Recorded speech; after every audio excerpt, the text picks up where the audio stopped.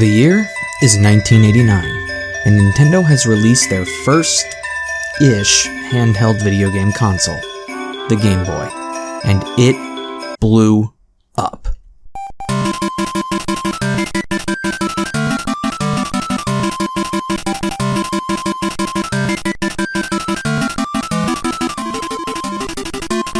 The concept of taking a game and bringing it on the go was more of a success than anyone could have ever imagined. The Game Boy was so revolutionary and so widely used that it wasn't discontinued until 2003. Think about how unthinkable that is. The Game Boy was discontinued 14 years after it came out. 2 years after the Game Boy came out, Nintendo made an internal order within their company and their subsidiary, HAL Laboratories. Nintendo ordered a game that anyone could enjoy. A new employee, of all people, decided to enthusiastically raise his hand to spearhead this new project. This new employee is someone that you may or may not have heard of. He's a pretty obscure game director known as Masahiro Sakurai. This is how Kirby's Dream Land was set to be developed. Apparently, this game was hell to program. When you think programming, you think of hardcore nerds mashing on the keyboard, and somehow all of that keyboard mashing turns into code that does something? For Kirby's Dream Land, though? No. Kirby's Dream Land was programmed on twin Famicoms, which had no keyboard support. The only way they were able to type what they needed to type to program the entire game was to use a trackball and an on-screen keyboard to type one letter at a time. Jesus. Let's waste no more time and get into the review, shall we?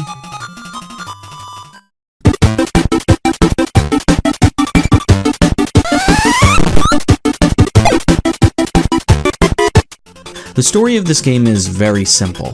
King DDD, the self-appointed king of Dreamland, has stolen all of the food and sparkling stars in Dreamland, effectively starving the rest of the denizens.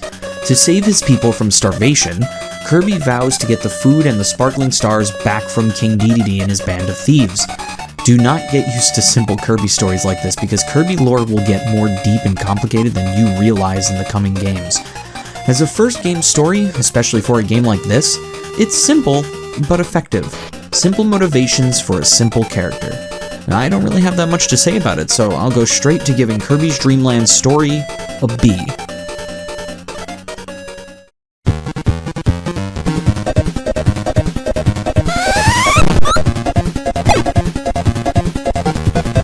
A simple story calls for simple gameplay. Kirby's Dream Land is a basic 2D platformer where you run and jump to get to the end of the stage. Where Kirby becomes unique, however, is the two other abilities in Kirby's arsenal. The first ability is to float infinitely. Just by pressing up on the D-pad, Kirby can fly for as long as his little Kirby heart desires. This was implemented into the game because Masahiro Sakurai thought the whole bottomless pit cliché in a lot of platformers were stupid and wanted to give the players an easy way to avoid falling down and dying instantly. The other power Kirby has in his arsenal is to eat. Kirby and I have a lot in common. What fans of Kirby may be surprised to hear, however, is that the copy ability is nowhere to be found in this game. That's right, Kirby can only eat his enemies or spit them out into others. Originally, Kirby was supposed to kick his enemies like a soccer ball. Could you imagine what the Kirby series would be like today if they went with this idea instead of the inhaling? The gameplay of this game is easy to understand, doesn't take that long to master, and is fun until the very end, if not a little too easy. The gameplay of Kirby's Dream Land gets an A.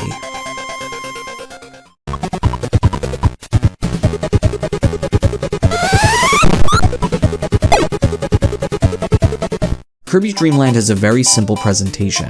Kirby is just 5 circles with dots for eyes and a mouth.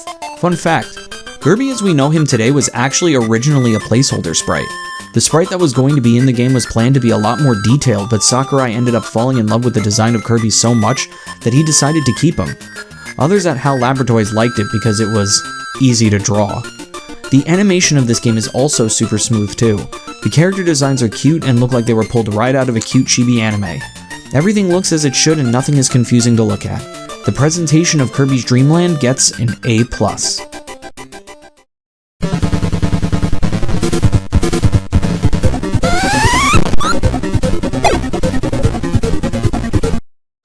To complete Kirby's Dream Land is super simple and should not take you that long to do. First, you must beat the game's 5 levels: Green Greens, Castle Lololo, Float Islands, Bubbly Clouds, and Mount DDD. Once you do so, you get a code for the hard mode of the game. Hard mode, however, is not that hard if I'm going to be completely honest. Don't get me wrong, it is more of a challenge. You will be losing lives and probably get a few game overs, but it's not that much of a difficulty spike. The only part of hard mode that you may have significant trouble with is the bosses.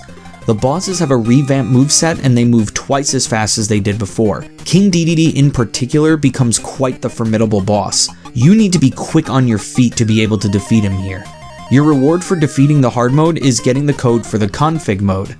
Config mode allows you to set your own Kirby challenge. You can set how many lives you start with and how much life Kirby has. If you were a complete madman, you could try to do a hitless run of Kirby and have the game hold you to that.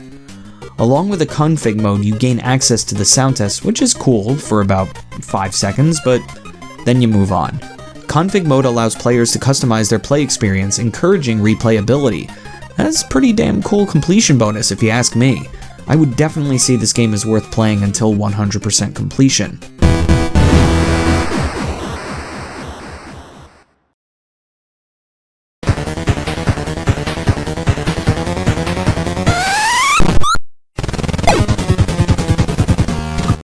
You may have noticed I've been using the word simple a lot in this review, but that's because that is the perfect way to describe Kirby's Dream Land. It's a simple yet effective game, and that's exactly what it was going for. If you remember at the beginning of this video, I said that Nintendo and HAL Laboratories' goal with Kirby's Dream Land was to create a game that anyone could enjoy.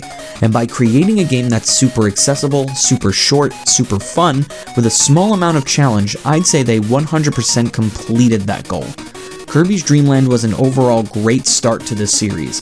With that in mind, Kirby's Dream Land gets an overall rating of an A. Thank you everyone so much for watching this video, and I hope you guys enjoy the new format of the retrospectives. If you like what you see, be sure to subscribe and hit that bell.